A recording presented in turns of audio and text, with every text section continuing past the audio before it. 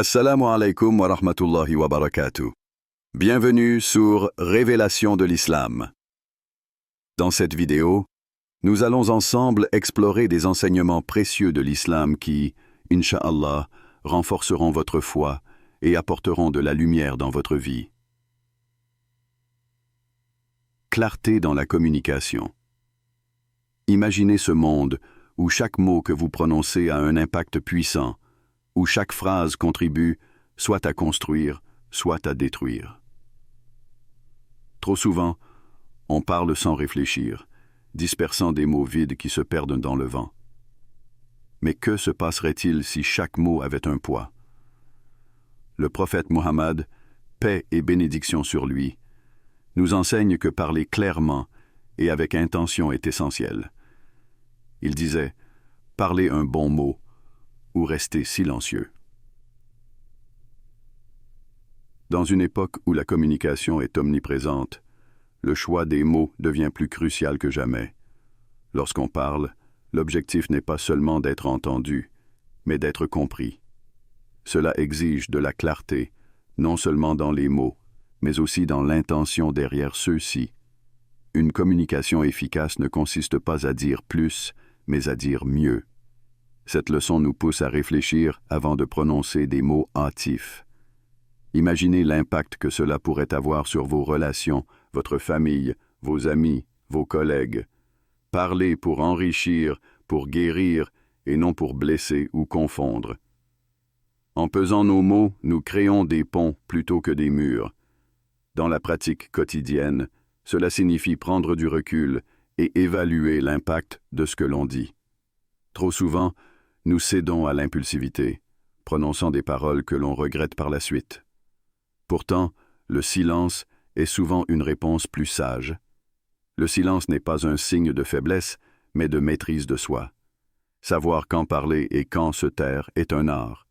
Lorsque les mots sont employés à bon escient, ils peuvent apporter paix, compréhension et rapprochement. Appliquer cette leçon peut transformer votre vie. Imaginez si, chaque jour, vous choisissiez des mots qui élèvent plutôt que ceux qui abaissent. À quoi ressemblerait votre cercle social, votre environnement de travail, votre foyer? Le pouvoir des mots peut sculpter une réalité plus positive, une réalité où les conflits sont désamorcés et où la compréhension règne. Chaque mot devient une brique posée pour construire un édifice de paix et d'harmonie. Avant de continuer, un petit rappel. Abonnez-vous à la chaîne pour ne pas manquer nos prochaines vidéos. Si ce que vous voyez vous plaît, un like serait grandement apprécié et n'hésitez pas à partager vos réflexions en commentaire. Merci pour votre soutien continu. Voyager en groupe.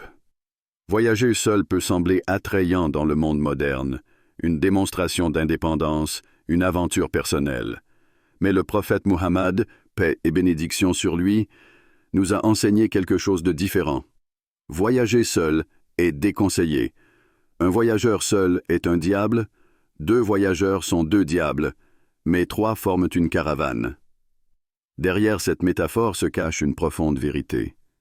En voyageant ensemble, nous créons des liens, nous partageons des expériences et nous assurons mutuellement notre sécurité.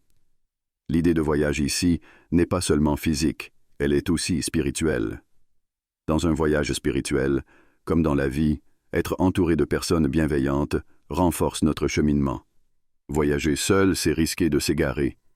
Un groupe, en revanche, permet de s'encourager mutuellement, de se protéger des dangers invisibles qui peuvent surgir en chemin. Ce principe se traduit aussi dans les petites choses de la vie quotidienne, où l'entraide et le soutien sont essentiels. Imaginez traverser les épreuves de la vie entouré d'amis et de compagnons qui partagent vos valeurs. Ensemble, vous partagez non seulement les joies, mais aussi les peines, et cela rend le voyage bien plus supportable. Le prophète Muhammad nous a montré que la force réside dans l'unité, dans le soutien des autres. Voyager en groupe permet de cultiver la solidarité et l'empathie, des valeurs essentielles dans un monde souvent fragmenté. Voyager avec d'autres ne signifie pas abandonner son autonomie ou son indépendance, mais plutôt enrichir son expérience en partageant avec ceux qui nous entourent. Ensemble, nous sommes plus forts, plus résilients et plus apte à surmonter les obstacles de la vie. À travers cette leçon, on comprend que l'isolement est souvent une illusion de liberté, tandis que le véritable épanouissement réside dans le partage et l'entraide. Dites dans la section de commentaires « Allah est grand ». Évitez les discussions négatives avant de dormir. Nous vivons dans une époque où les conversations se multiplient, les interactions sociales se prolongent, et pourtant, combien de ces échanges sont réellement constructifs? Le prophète Mohammed, paix et bénédiction sur lui, nous a mis en garde contre les discussions vaines, surtout avant de dormir. Avant de clore la journée, il est crucial de se retirer de l'agitation du monde et de s'entourer de paroles positives, afin de protéger notre esprit des perturbations inutiles. Le sommeil est un moment de paix, une transition vers le repos de l'âme et du corps. Cependant, lorsque nous nous laissons envahir par des paroles négatives ou inutiles avant de dormir, cela empoisonne notre esprit, perturbant notre sérénité. Terminer la journée avec des pensées positives et un souvenir d'Allah renforce notre paix intérieure et prépare notre esprit à un repos profond. La qualité de notre sommeil dépend directement de l'état d'esprit dans lequel nous nous trouvons avant de fermer les yeux. C'est une pratique simple mais profonde. Choisissez vos dernières pensées avec soin. Imaginez les bienfaits qu'il y aurait à échanger des paroles empreintes de sagesse et de positivité avant de dormir, à vous entourer d'ondes bienveillantes. Cela améliore non seulement votre sommeil, mais aussi votre état d'esprit au réveil. L'accumulation de paroles négatives avant de dormir crée une barrière invisible qui nous empêche de profiter pleinement du repos que nous offre la nuit. Ainsi, la leçon est claire. Ne vous engagez pas dans des conversations futiles et veillez à clore vos journées sur des notes positives. Écoutez la tranquillité qui vous entoure et laissez-la vous guider vers un repos paisible sans les distractions de l'esprit. Votre sommeil deviendra un sanctuaire où règne la paix, et au matin, vous vous réveillerez avec une âme rafraîchie et un cœur plus léger. Manger et boire avec la main droite. Manger et boire avec la main gauche est une habitude courante pour beaucoup, mais dans la tradition islamique, cela a une signification spirituelle importante. Le prophète Mohammed, paix et bénédiction sur lui, nous a enseigné de manger et de boire avec la main droite, car Satan mange et boit avec la main gauche. Ce simple geste n'est pas seulement une question de coutume, mais un rappel constant de purifier nos actions, de les aligner avec les principes de propreté et de spiritualité. La main droite représente la pureté et la droiture dans l'islam. Utiliser la main droite pour les actes quotidiens comme manger et boire symbolise le respect des normes d'hygiène et de propreté. C'est aussi un moyen de s'ancrer dans une discipline spirituelle qui transcende les gestes banals. En adoptant cette pratique, nous faisons l'effort de nous rappeler que chaque acte, même le plus simple, peut être élevé à une action de foi. Au-delà de l'aspect spirituel, cette leçon nous enseigne également la discipline et le respect des bénédictions que nous recevons. En prenant le temps de manger avec soin et conscience, nous montrons notre gratitude pour la nourriture. Chaque bouchée devient une manifestation de la reconnaissance envers les bienfaits que nous avons reçus. Cela nous pousse à adopter une approche plus réfléchie envers la nourriture, une prise de conscience de ce que nous consommons et de la manière dont nous le faisons. Cette leçon peut sembler anodine, mais elle porte en elle un profond respect pour les bénédictions matérielles et spirituelles. À travers cet acte simple, nous nous connectons à un niveau plus profond de gratitude et de spiritualité. En fin de compte, manger et boire avec la main droite est bien plus qu'un geste mécanique. C'est un rappel quotidien de vivre avec intention et respect. Posture de prière. Dans nos vies modernes agitées, nous sommes constamment distraits, même dans nos moments de prière et de méditation. Le prophète Mohammed, paix et bénédiction sur lui, nous a enseigné de ne pas regarder vers le ciel pendant la prière, afin de rester concentrés sur notre connexion avec Allah. Le regard tourné vers le sol symbolise l'humilité et l'introspection. Ce geste renforce notre relation avec le divin en nous ramenant à un état de soumission totale et de dévotion sincère. La prière n'est pas seulement un acte physique, mais un moment de connexion spirituelle profonde. En regardant le ciel, notre esprit risque de vagabonder, de se perdre dans des pensées mondaines. Baisser les yeux, au contraire, recentre notre attention sur l'instant présent, sur la parole d'Allah, et nous aide à cultiver une prière plus sincère. Cette pratique simple renforce notre discipline mentale et notre humilité, deux éléments essentiels dans notre relation avec Dieu. Cultiver cette concentration dans la prière permet également d'améliorer notre connexion spirituelle au quotidien. En dehors de la prière, cela nous apprend à rester focalisés sur nos objectifs, à ne pas nous laisser distraire par des éléments externes. Cette leçon va au-delà du simple acte de prier. Elle nous enseigne l'importance de l'humilité et de la concentration dans chaque aspect de notre vie. En fin de compte, la prière devient un moment sacré, où le croyant se déconnecte des distractions terrestres pour se reconnecter avec l'essence divine. C'est cette humilité, cette attitude de soumission, qui nous permet de transcender les distractions du quotidien et de nous rapprocher d'Allah. C'est une leçon de simplicité et de profondeur, un rappel que le chemin vers le divin passe par une intention pure et une concentration totale. Ne pas juger les erreurs des autres. Dans une société où les erreurs des autres sont souvent mises en avant, où le jugement rapide devient la norme, le prophète Muhammad, paix et bénédiction sur lui, nous enseigne de ne pas exposer les fautes des autres. Couvrir les erreurs d'un musulman est un acte de miséricorde. Ce n'est pas ignorer les erreurs, mais plutôt choisir la compassion et l'empathie. Le prophète nous a promis que quiconque cache les fautes de son frère, Allah cachera ses fautes au jour du jugement. Cette leçon nous rappelle que personne n'est parfait. Nous faisons tous des erreurs, et il est dans notre nature de tomber et de trébucher. Mais exposer les erreurs des autres avec jugement ne fait qu'aggraver les divisions et affaiblir la fraternité. En choisissant de protéger l'honneur de nos frères et sœurs, nous contribuons à créer une communauté plus unie et solidaire.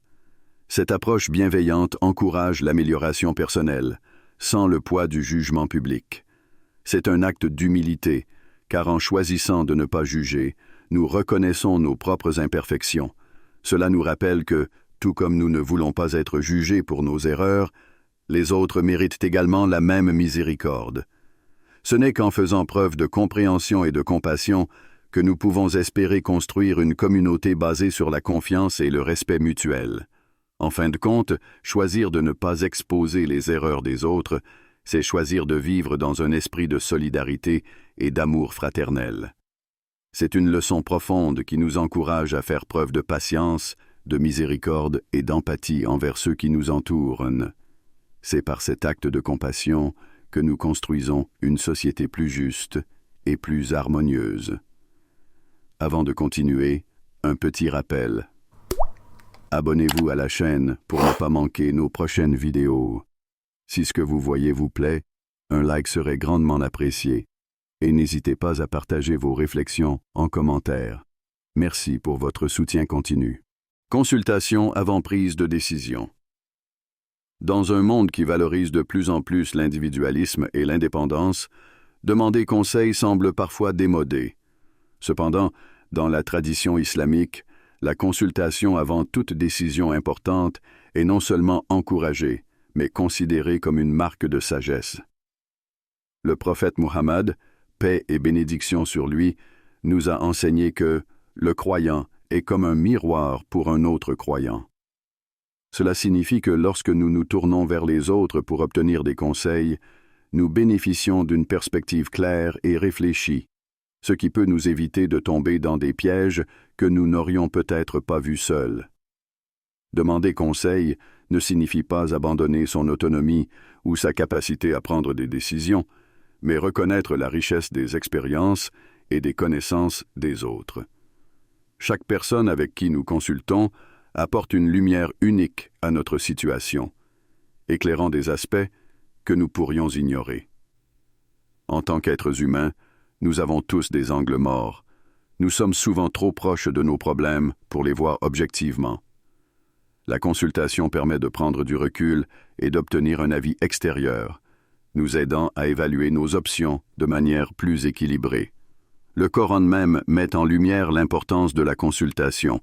Allah dit dans la sourate Ash-Shura « Et consulte-les sur toute affaire importante » 42-38.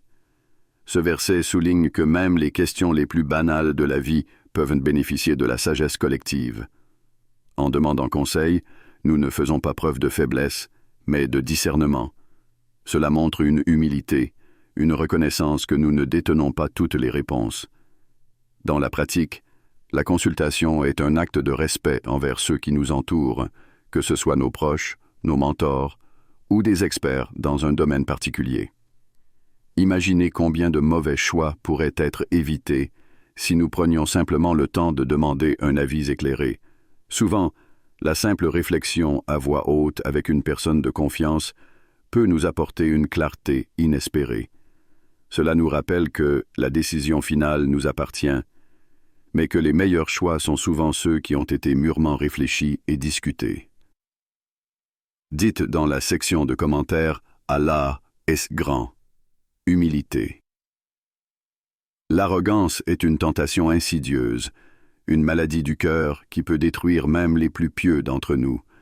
Le prophète Muhammad, paix et bénédiction sur lui, a averti. Quiconque a dans son cœur le poids d'un atome d'arrogance n'entrera pas au paradis. Ce rappel sévère met en lumière l'importance cruciale de l'humilité dans la foi islamique. Être humble, ce n'est pas se rabaisser ou se dévaloriser, c'est plutôt reconnaître sa propre humanité, ses limites et la grandeur d'Allah. L'humilité est ce qui nous permet de rester sur le chemin de la piété. Elle nous aide à reconnaître que tout ce que nous possédons, tout ce que nous sommes capables de faire, vient d'Allah. Chaque succès, chaque victoire est en réalité une bénédiction, et non une preuve de notre propre supériorité. L'arrogance, en revanche, nous aveugle sur nos propres faiblesses, nous éloignant des autres et, plus important encore, d'Allah. L'humilité, c'est aussi accepter les critiques et les conseils avec grâce. Une personne arrogante refuse de reconnaître ses erreurs, croyant être au-dessus des reproches. En revanche, une personne humble est toujours prête à apprendre, à s'améliorer et à grandir. C'est un signe de maturité spirituelle que de pouvoir écouter les autres, admettre ses torts et chercher constamment à s'améliorer. En restant humble, nous restons ouverts à la miséricorde et à la guidance d'Allah, car il guide ceux qui sont conscients de leurs propres imperfections. Dans la vie quotidienne, l'humilité peut se manifester de 1000 façons simples. C'est remercier Allah pour chaque succès, ne jamais regarder de haut ceux qui sont moins fortunés que nous et toujours se rappeler que tout peut changer en un instant. La véritable grandeur n'est pas dans l'accumulation de richesses ou de prestige, mais dans la reconnaissance de notre dépendance totale à Allah. L'humilité nous permet de vivre en harmonie avec les autres, en reconnaissant leurs valeurs sans chercher à les surpasser. Importance du repentir. Faire des erreurs est inhérent à la nature humaine. Le prophète Mohammed, paix et bénédiction sur lui, a dit « Tous les fils d'Adam sont des pécheurs, et les meilleurs des pécheurs sont ceux qui se repentent. » Cette déclaration reconnaît que personne n'est parfait, mais que la véritable valeur réside dans notre capacité à reconnaître nos erreurs, à les regretter sincèrement et à chercher à nous améliorer. Le repentir, ou tauba en arabe, n'est pas simplement un acte mécanique. C'est un processus profond qui exige de l'introspection, de la sincérité et une ferme intention de ne pas répéter les erreurs du passé. C'est un acte d'humilité et de vulnérabilité, car il faut du courage pour admettre ses fautes et demander pardon.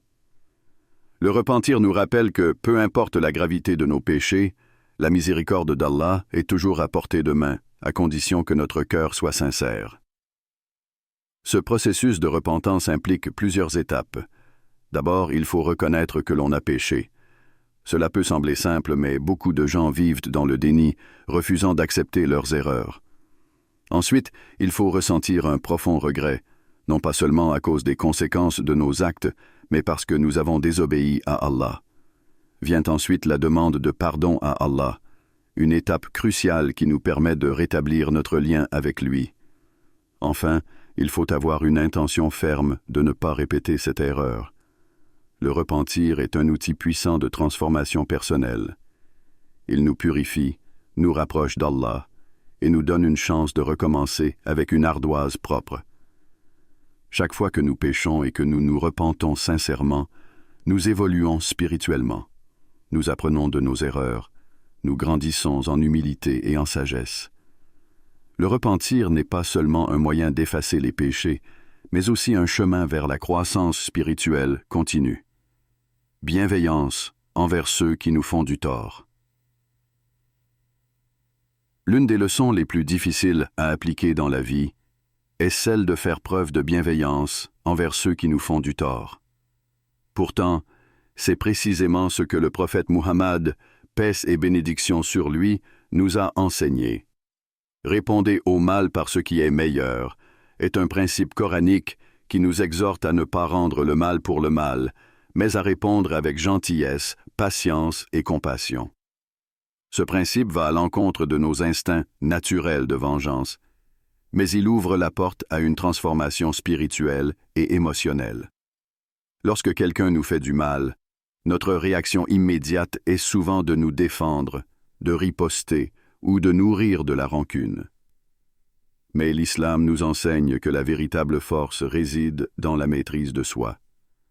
En choisissant de répondre avec gentillesse, nous brisons le cycle de l'hostilité. Nous refusons de nous laisser entraîner dans une spirale de haine et de vengeance. Cela ne signifie pas que nous devons accepter passivement l'injustice, mais que nous choisissons de répondre d'une manière qui favorise la réconciliation plutôt que l'escalade du conflit. Le prophète lui-même a montré l'exemple à plusieurs reprises. Lorsqu'il conquit la Mecque, au lieu de chercher la vengeance contre ceux qui l'avaient persécuté, il leur offrit le pardon. Cet acte de bienveillance a non seulement apaisé les tensions, mais a aussi transformé des ennemis en amis. Cela montre la puissance de la compassion, non seulement pour guérir les blessures personnelles, mais aussi pour créer un changement durable dans les relations humaines. Appliquer cette leçon dans notre vie quotidienne demande une grande force intérieure. Cela nécessite de dépasser nos émotions immédiates et de penser à long terme. En répondant au mal par le bien, nous élevons non seulement notre propre caractère, mais nous inspirons aussi les autres à faire de même. C'est un chemin difficile, mais c'est celui qui mène à la paix intérieure et à la satisfaction divine. Parler de la vérité. Dans un monde saturé de demi-vérités et de mensonges, le prophète Muhammad, paix et bénédiction sur lui, a mis l'accent sur l'importance cruciale de toujours dire la vérité. La vérité mène à la vertu, et la vertu mène au paradis, a-t-il dit. Ce simple énoncé capture l'essence de la sincérité et de l'intégrité en tant que valeur fondamentale dans la vie d'un croyant. Parler de la vérité, même lorsque c'est difficile, est un acte de foi qui renforce non seulement notre caractère personnel, mais aussi nos relations avec les autres. La vérité n'est pas simplement une question de parole, elle inclut également la sincérité dans nos intentions et nos actions. Lorsque nous sommes honnêtes, nous construisons un environnement de confiance et de respect mutuel.